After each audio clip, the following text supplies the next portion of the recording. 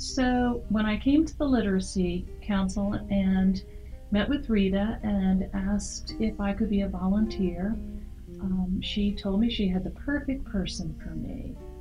And he was a young man whose boss was very, his boss was incredibly accommodating and really wanted to help Bobby. And so he was the one that took the initiative to come down with Bobby, look into the Literacy Council to help him read and be a better worker and more productive.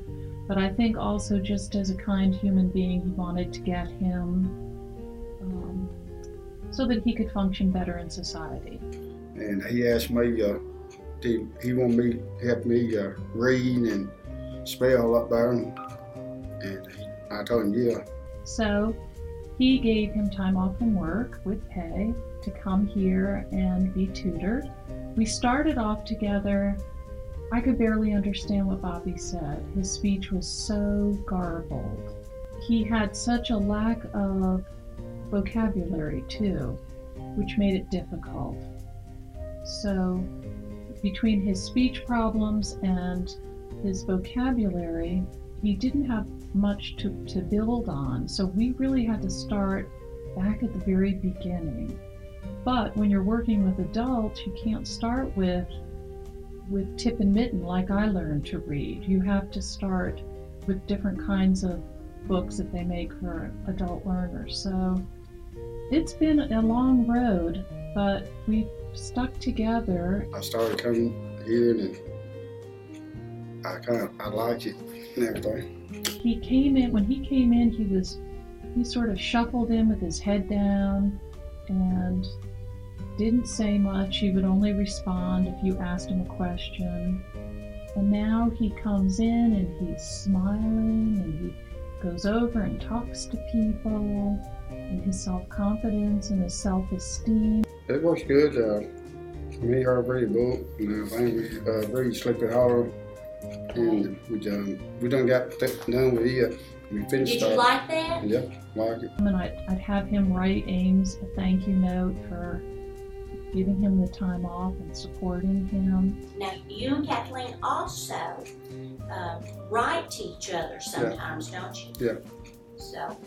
And she sent me 2 postcards before she left for Franklin, and when she got down to Florida with her and her daughter, I got them yesterday through mail.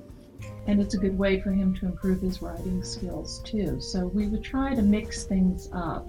Send him letters, he would write me back. I send him postcards when I go away on business so that he knows about different parts of the country. What do you think you've made the biggest improvement in the last 3 years? Because when you came, it's like you were reading about 2nd grade level, wasn't it? Yeah. Do you remember?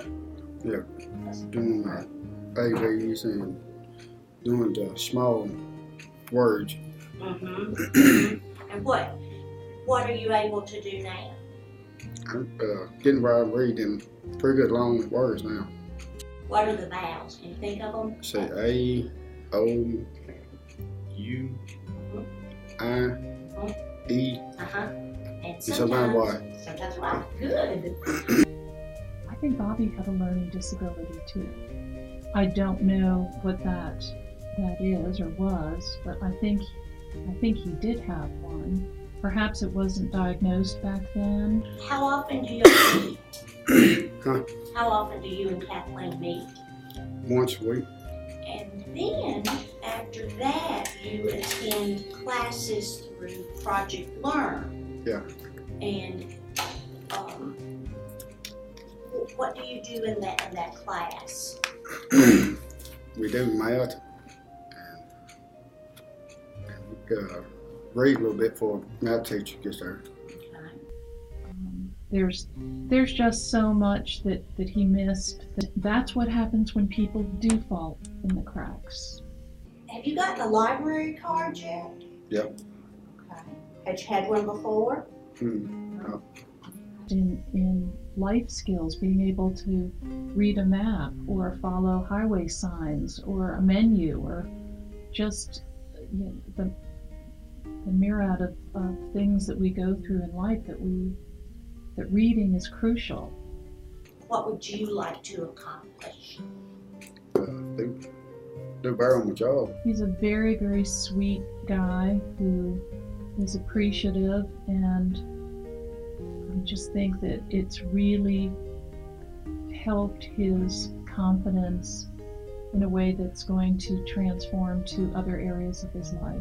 Would you think this is a program that other employers in town might want to encourage some of their workers to be a part of?